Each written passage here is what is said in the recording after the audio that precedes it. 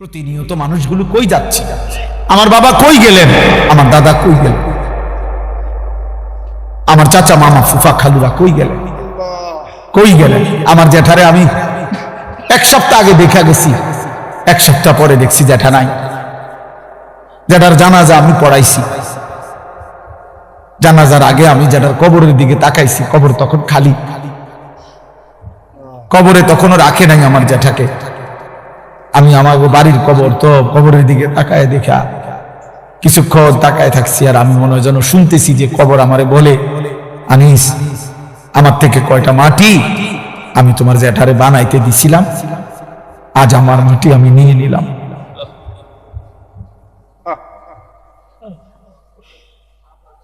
আজ আমি আমার মাটি আমি নিয়ে নিলাম। হুজুর বলতেছিলেন আমার আব্বারে দেখছেন, মহব্বত করতেন। আমার আব্বা এমন সুন্দর সাজতেন, লম্বা সুন্দর সুপুরুষ ছিলেন। আমার বাবা, আমার আব্বা ছিলেন। শুক্রবার দিন জুমার নামাজের জন্য আমার আব্বা যখন সাজতেন, আমারও মনে আছে, আমি মনে ভাবতাম যে আব্বা যেন নতুন জামাইয়ের মতো এত সুন্দর পাগড়ি মাথায় দিত, সুরমা লাগাইতো চোখে, বা পাঞ্জাবি সবকিছু নতুন সুন্দর ধোয়া ইস্তারি করা গাও দিত, মানে বাদশার মতো বাবা সাজত। আমার সেই সুন্দর বাবা, সাজগোজওয়ালা বাবা। তা আমি জানি না এখন বাপ আমার কবরে কেমন আছে। হযরত ওমর ইবনে আব্দুল আজিজ রাহমাতুল্লাহি আলাইহি তিনি কবরস্থানে দাঁড়িয়ে বলতেন, হে কবর, মাযা ফাআলতা বিল আহিব্বা। এটা দোস্ত ওমর ইবনে আব্দুল আজিজের কওল। আমার এই দোস্ত নুরুল আলম ওই শুনতে চায় ওমর ইবনে আব্দুল আজিজের নাম, আমি এই জন্য শুনাইলাম। ওমর ইবনে আব্দুল আজিজ কবরের সামনে দাঁড়িয়ে বলতেন, হে কবর, বলো না তুমি আমার স্বজনদের সাথে কি করেছো? আইনাল আহবাব, আমার বন্ধুরা কোথায়, আমার আপনজনরা কোথায়? আইনাল আসদিকা, আমার বন্ধুরা কোথায়? আইনাল জুল্লাস, আমি যাদের সাথে বসতাম তারা কোথায়? আইনাস সাম্মার, আমি যাদের সাথে রাত জেগে গল্প করতাম আমার সেই আপনজনরা কোথায়? তিনি আবার কাঁদতে কাঁদতে বলতেন যে, হে দুনিয়াবাসী শোনো, কবর আমারে বলতেছে, ওমর ইবনে আব্দুল আজিজ, তোর চাচা মামা ফুফা, তোর স্বজন, তোর বন্ধুদেরকে আমি মাটি একটা একটা করে অঙ্গ, হাত পাও চোখ নাক কান খুলে খুলে ফেলছি, আমার মাটি আমার সাথে আমি মিশাই ফেলছি।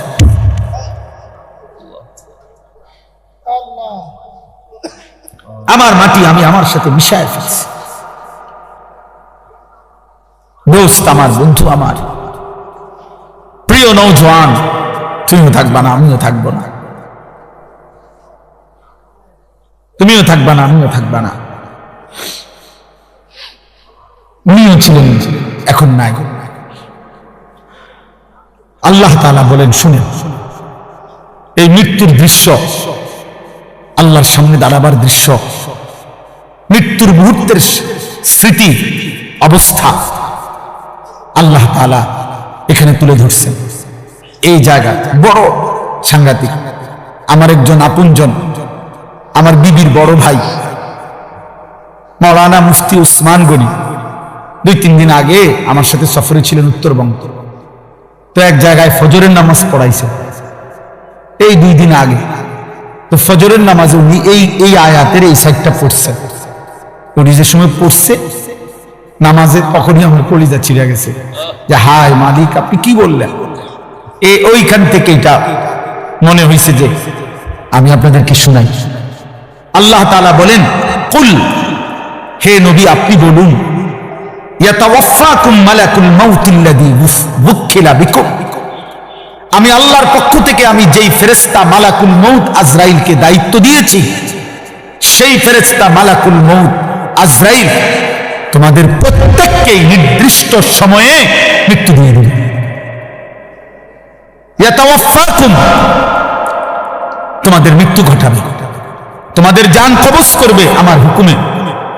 ঠিক ওই টাইমে আমি রব ফয়সালা দেই, যেই টাইমে আল্লাযী মুক্কিলা বিকুম, আমি যাকে তোমাদের মৃত্যু জান কবজের জন্য দায়িত্ব দিয়েছিলাম সে তোমাদের মৃত্যু ঘটাবে।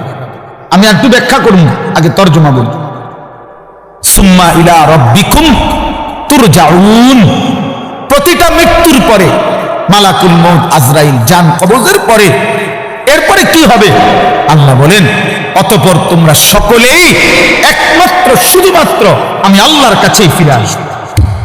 ধনী হও গরিব হও, সুস্থ হও অসুস্থ হও, সম্পদশালী হও আর দুর্বল হও, গ্রামের হও আর শহরের হও, বুঝো বা না বুঝো, ইমানদার হও আর বেঈমান হও, আমার কাছে ফিরতে হবে। কার কাছে?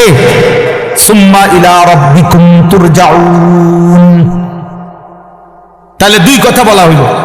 এক, হে নবী আপনি বলে দেন তোমাদের প্রত্যেককে আমি আল্লাহর পক্ষ থেকে নির্ধারণ করা মালাকুল মউত আজরাইল জান কবজ করবে, মৃত্যু দেবে, অতঃপর তোমাদের সকলকেই আমি আল্লাহর কাছে ফিরতে হবে, আসতে হবে। গেল এটা।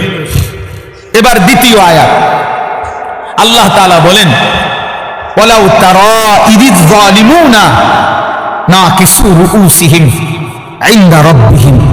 হায় বন্ধু, আপনি যদি সেই দৃশ্যটা একটাবার দেখতেন। আল্লাহ মহব্বত করে নবীকে বলতেছেন, বন্ধু আপনি যদি ওই দৃশ্য দেখতেন, ওয়ালাউ তারা, যদি আপনি দেখতেন, ইযিল মুজরিমুনা, সমস্ত পাপী নাফরমান কাফের মুশরিক মুনাফিক বেঈমান অবাধ্য আল্লাহর দুশমন, আল্লাহর এক এক হুকুমের লঙ্ঘনকারী, নামাজ নাই, বন্দিগি নাই, ঈমান নাই, সেজদা নাই, গোলামি নাই, হালাল হারামের পার্থক্য নাই, চুরি ডাকাতি জিনা ব্যভিচার মদ জুয়া বেপরদিগি বেহায়াপনায় জীবন শেষ করছে যারা, আল্লাহ বলেন আপনি যদি এমন একটা একটা পাপীকে আপনি যদি দেখতেন, না কিছু রুউসিহিম ইনদা রাব্বিহিম, প্রত্যেকেই কিভাবে আমি আল্লাহর সামনে নিজেদের মাথা নুয়ে মাথাটা নিচের দিকে দিয়ে দাঁড়িয়ে আছে।